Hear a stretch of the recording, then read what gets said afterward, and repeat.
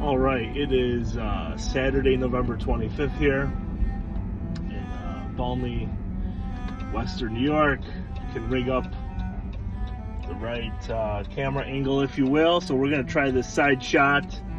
So excuse the angle, apologies, but still want to get this kind of recorded here. So we're off to another swim session. Best laid plans went awry yesterday, and I'm sure, well, there's those of you that could probably relate, who have multiple little people that you're responsible for taking care of. If something happens, well, you know. So we're gonna get a swim workout in today, and I appreciate all the feedback we got from others about type of programming and how to set those things up, and what the best method of training would be, or at least an idea of what training looks like. So I really appreciate that. Thank you so much to everybody who shared comments and feedback, because it's really interesting. I've competed in a few races before, pre-COVID, which was amazing. And I felt really good, and I was able to get into great shape. And in the video yesterday, I talked a lot about like excuses and things, and there really not much has changed since pre-COVID, right? As far as like children, like jobs have, but as far as like children and things of that nature.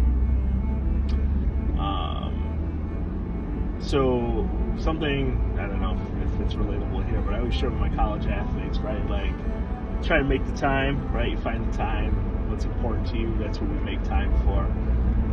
And I'm always so like inspired and like really fascinated by individuals similar, you know, to me, with maybe more stressful jobs or higher stress jobs that are able to make stuff happen, right?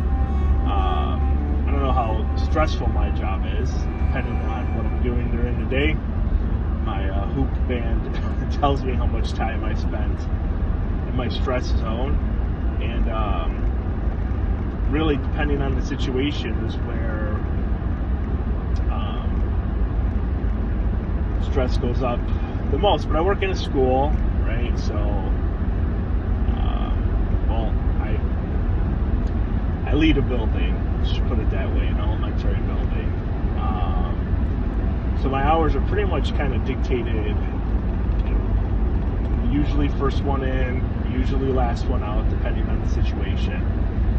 But with having access to a Y here, it makes it, you know, amazing, right? Like, I can't get in before school because I have to be at school when the pool opens. But alas, I could definitely train after, so, which is good. Yeah, registered, shared it on the gram yesterday. So what we're looking for is an intermediate race. So it's 0.9 mile swim, 24 mile bike ride. So it's just a little bigger than, it's not a double loop. And then a 10K, which is the double sprint loop. So I've registered for some in the past. One that I thought I was in really good shape for was canceled due to like some residual COVID stuff in the summer of 21. But I feel as though there's more time to train now, so I will have at least the ability to make a concerted effort. I haven't really thought about a decent like time yet, because I know in the garage what I can do, and I know in the garage it's a little different, right? So I've only actually ever run more than 6 miles once, like ever in my life. And that was when I was training for the race in 21. And I think I got to, what was my longest this training we're on, like 7 and change miles, and I ran at 11:30 pace. So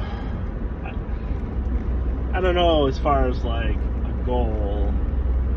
Like I think I know what I can do, what I want to do, but actually like putting it together, like it'd be nice to try and run sub 10-minute miles. So I kind of know that might be like an hour there, right, for the run. And my best ever like road session on flat road was like 18 miles an hour. So that's another hour and change. Actually, it's a lot of hour and change, 24 miles. And then who knows the swim? But like, who knows, right? Like, that's why we do this stuff. I'm not really, I mean, I do like the outcome, but the process of training for triathlon always, like, baffled me. And in my powerlifting days, I always thought it was so cool to be able to try and do a triathlon at some point. And here we are, and we're going to do a longer one, which is so far away.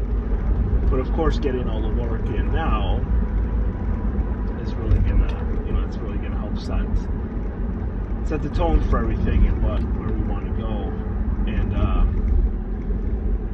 ultimately, the top goal, the number one goal, is to be safe and to be healthy. And I just got to find some good routes around here that are